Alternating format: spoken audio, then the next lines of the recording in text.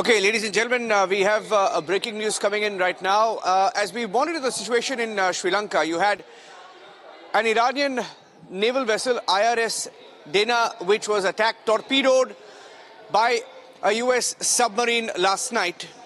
And there is a huge debate about whether the US crossed a line in that attack. And even in Sri Lanka, there is a huge debate on whether a second vessel that made a port call should be allowed or not. I have with me right now, joining us on the broadcast, a politician from Sri Lanka. His name is Senthil Thondaman. Senthil Thondaman is the president of the Ceylon Workers' Congress. He's also the former governor of the Eastern Province in Sri Lanka and has been the former chief minister of the Uva province. Senthil, thank you for joining us here on Republic TV. First of all, how is Sri Lanka viewing this attack by US right off its coast in Gal? Good evening to you all. So still now, we are not in a position to confirm you that it's an attack by US, because it's the US and their associates should confirm that it's done by them, and they have to give their feedback on it. Actually, it has not happened on Sri Lankan waters, inside our territorial waters. It has happened on the international waters. So we, as a country and as a sovereign country, we always seem to be things that only through dialogue, proper dialogue, I think, you can get a good solution.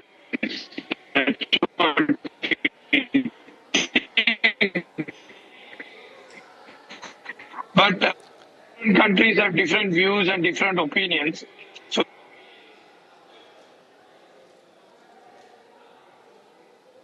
I'm just losing the audio there, Mr. Thondaman. I lost your audio there because I had a feeble signal with you. Senthil Thondaman is live from Colombo. Let me try and ask him another question to see if he's through with me right now. Yeah, so Mr. Senthil, it is confirmed. In fact, US has gone on record. The US Pentagon and the Defense Secretary in the US, they've all gone on record to say that it was an attack by a US submarine. So why don't you tell us, how did Sri Lanka respond? And what do we know about the condition of these sailors who are still there at the Galle hospital? No, Sri Lanka, acted on a humanitarian grounds. In fact, we are under the 1979 SAR Convention, which includes aviation and marine rescue operations. The same way, we had got early morning message to our MRCC, that is the Marine Rescue Coordinating Center in Colombo, that about the ship being hit. So our Navy, our defense, this forward, had immediately instructed the Navy team to take necessary action to start the rescue operation, in which we were able to save around 38 people and brought to our hospital at Galle. And I think around 50 to 60 sailors are still missing, and 87 people have been confirmed dead. The main thing here is, even if it was an Israel ship which was got hit, Sri Lanka would have acted the same way. We are acting on a humanitarian grounds, not only if it's a Navy vessel or a fisherman vessel or a commercial vessel. Any vessel which has got hit from any part of the world in Sri Lankan waters, yes, we would have been the first to respond. Apart from that, we have up to 600 nautical rescue operation is with Sri Lanka down south. So we have a commitment that any ship which asks for help or any hit or any disaster, we have to immediately attend to it according to the convention, and that is what our Navy is doing. And I don't think our government has taken any sides on anyone. We stand neutral and we make sure that anybody who is in danger in the rescue operation boundary of Sri Lankan Navy, we will be the first to assist them in spite of whatever country they are from. And we have already had 30 years of civil war. So we strongly believe that only through proper dialogue, all these issues can be resolved rather than, fighting with each other in whatever way they think is correct. But finally, I think only through dialogue this can be rescued. And the people who have Yeah, been yes. taking treatment in the hospitals in down south have been closely monitored by the Iran embassy in Sri Lanka by the ambassador, and also our Yes. foreign ministry, Honorable Vijit Okay. Herath, is in touch with their Sir, concerned Sri Lankan officials and returned back to their sir, can country I request safely you, and can I, collected by. Mr. Senthil, can I request you to stay with us because we are also being joined by a parliamentarian and Shawan is joining us live in this broadcast. So we will have a Sri Lankan MP, we will have a Sri Lankan party leader and a former Sri Lankan minister live as well. We'll take a three-window live and Shawan, you can introduce us to the parliamentarian. Dr. Harsha De Silva is currently in the national capital.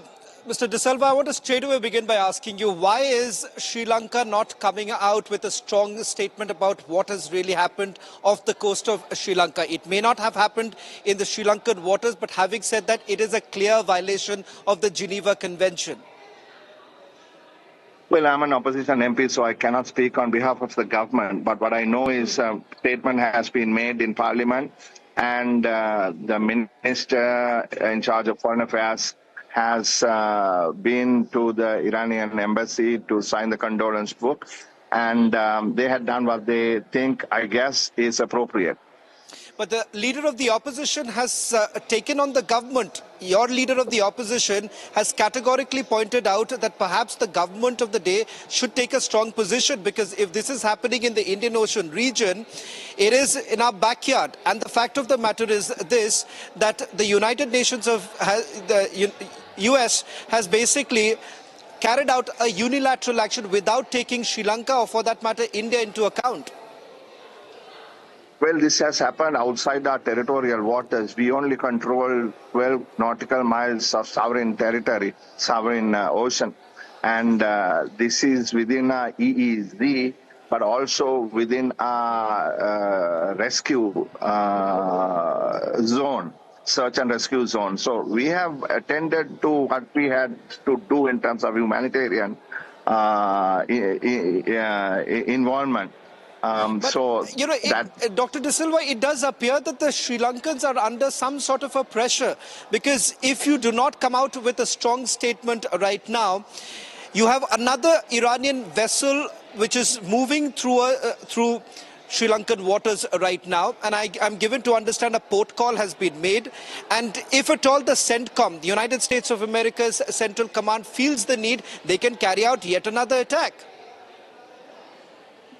Well, I mean, it is the responsibility of the government. I'm sorry, I cannot be speaking on behalf of the government in this at this moment. The Minister of Foreign Affairs is here at this location at the IRIS Dena in Delhi, and I'm sure he's in touch with the President and others necessary to, do what is the most responsible thing to do. But could you also tell us a little bit about what the government has said on the floor of the parliament? Because I'm given to understand from what we are monitoring, the situation is actually developing in the Sri Lankan parliament earlier today also. As a member of the parliament, have you all been briefed by your government as to what really happened and what position are you likely to take? Yes, I have been here in Delhi, so I was not in Parliament during the course of the day. But I know that the government did make a statement on the second ship as well, and has informed the members of Parliament that they are attending to the matter. I am not exactly sure what they are doing because I'm here, they are there. But yes, they have informed members of Parliament that there is a developing situation, and they are taking necessary action. Mr. De Silva, there is a feeling that perhaps in Sri Lanka as well, there is an attempt to play this issue down. Is that the case? If you're the opposition leader, then you would know that if the government of Sri Lanka has not made a public statement yet, or has not gone on record in a big way, there is perhaps an attempt to play this down. Well, the leader of the opposition did make a statement yesterday when I was in the House, seeking the government to make a strong statement either way. But I am not sure what they have done. Like I said again, I'm sorry I have not been there, so I do not know.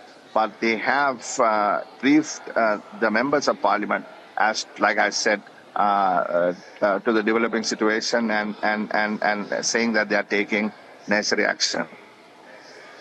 Okay. And have there been any talks? Because we also came across some reports that Sri Lanka will talk to Iran on what has happened off the coast of Sri Lanka. Anything that you can confirm from your end?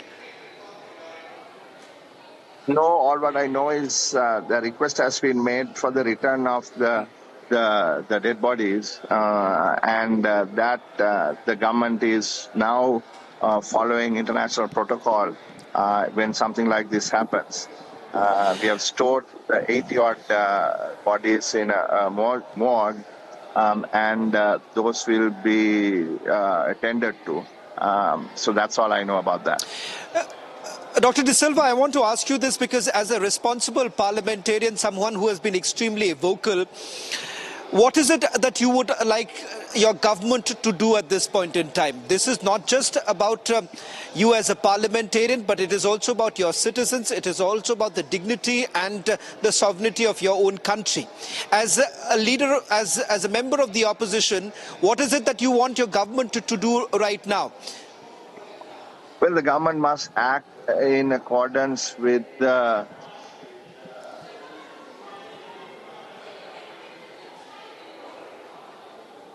Okay. of our country, our nation, our people. And if that is threatened in any way, then they got to act on that. And I am hopeful that the government would not act arbitrarily or irresponsibly or irrationally. They would take everything into consideration, talk to the relevant people, and ensure that that the people of our country is safe.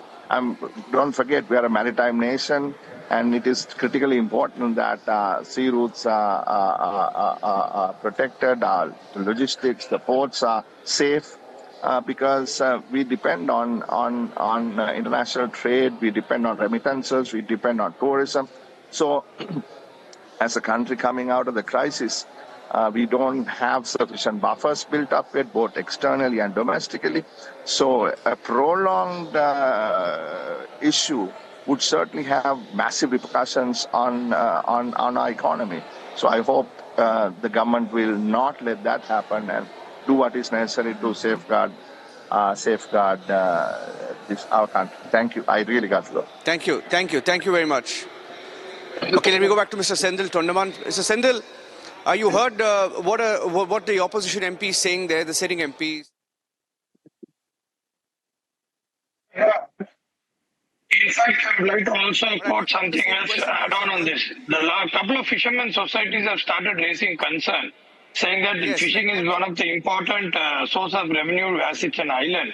And now fishermen going to sea started, making them panic, especially their families and societies. How safe are we in the sea? Because this, the 40 nauticals is not a very big distance from the shore. And we have a few lakhs of fishermen in the water. In fact, even during that day, there are some fishermen who have raised their concerns, saying that they were also in the middle of the sea when these incidents have happened. So it's not only the sovereignty and not only the geopolitical situation, but it's also disturbing the marine sector, marine economy and marine sector of Sri Lanka. Yeah. Okay. We'll leave it at that, Mr. Thondaman. Let's see if the Sri Lankan government, speaks to the Iranians on this, and whether there is a stronger statement or an official statement at all on this matter coming in from Colombo. Thank you very much. It was good to talk to you, sir. Sri Lankan government has expressed its condolences at the Iran embassy. They have gone down there, especially the foreign minister who represents the government. He has gone there and he has especially made the condolence message there. That shows that, the Sri Lankans are standing with the Iranian at this moment, at this time of the condolence. And they're very keen that they should settle through dialogue rather than, making it more and more worse. which is not only going to affect Iran and Israel over there, it has started even affecting Asian countries, which is an example of this incident. So we hope that these kinds of incidents doesn't happen in a peace-loving places like Sri Lanka right now, where these things don't